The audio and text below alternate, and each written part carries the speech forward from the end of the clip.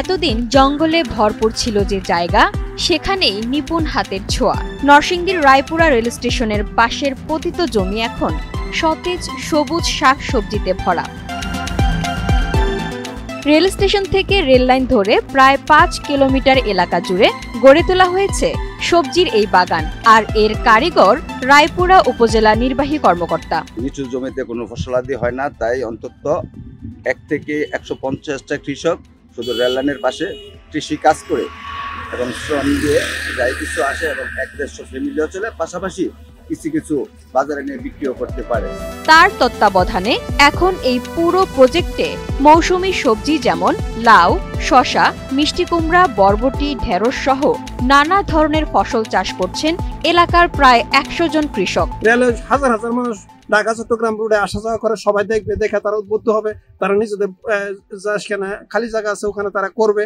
আমরা এই আশাই করি। আমাদের যেমন উপকার হচ্ছে, এটা করলে সকলেরই উপকার হবে, দেশের উপকার হবে, পরিবারের চাহিদা ঘাটতি মিটবে, পুষ্টি ঘাটতি মিটবে এবং এগুলা সবচেয়ে প্রচেষ্টা যারা কৃষি কর্মকর্তা তারা এগুলো আমাদের উদ্বুদ্ধ করেছেন এবং কৃষি কর্মকর্তারা অনবরত আসতেছেন, দেখতেছেন, মাঠে দেখতেছেন, তদারকি করতেছেন, খোঁজখবর নিতেছেন এবং আমাদেরকে আর্থিক সহযোগিতা করতেছেন এবং এগুলোর মধ্যে কখন কি লাগবে, কীটনাশক কি লাগবে, সমস্ত কিছু তারা তদারকি করতেছেন।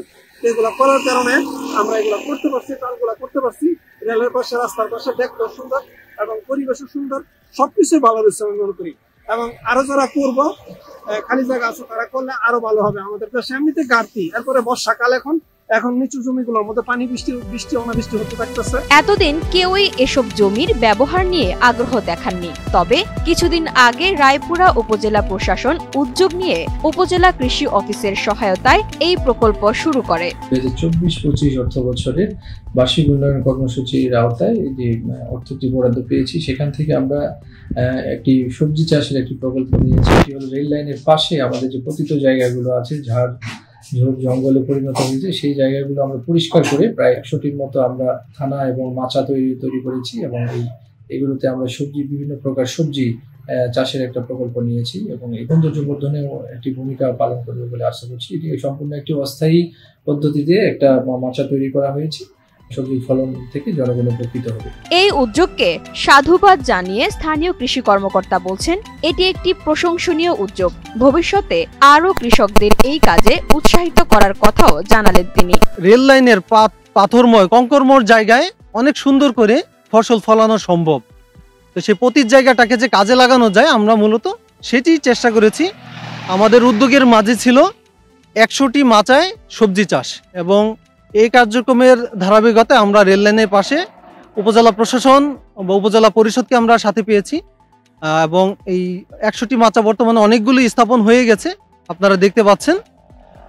এবং যে মেসেজটা আমরা দিতে চেয়েছি যে পতিত জায়গা কিভাবে কাজে লাগানো যায়, আমার মনে হয় যে লোকজন দেখেই শিখবে ইনশাল্লাহ। আমরা কৃষক ভাইদেরকে কারিগরি যে সকল পরামর্শ আছে, সেই পরামর্শগুলো দেওয়ার পাশাপাশি আমরা তাদেরকে বাঁশ সাপ্লাই দিয়েছি। মাচা তৈরি করতে গেলে যে বাঁশটা লাগে, আমরা তাদেরকে জৈব সার দিয়েছি, একটি করে তাদের সাইনবোর্ড দিয়েছি। দীর্ঘদিন ধরে অব্যবহৃত পড়ে থাকা রেলওয়ের এই জমিগুলো কাজে লাগানোর কারণে একদিকে যেমন পরিবেশ হয়েছে সবুজ শ্যামল, তেমনি এখান থেকে অর্থনৈতিক সাফল্যও মিলছে কৃষকদের।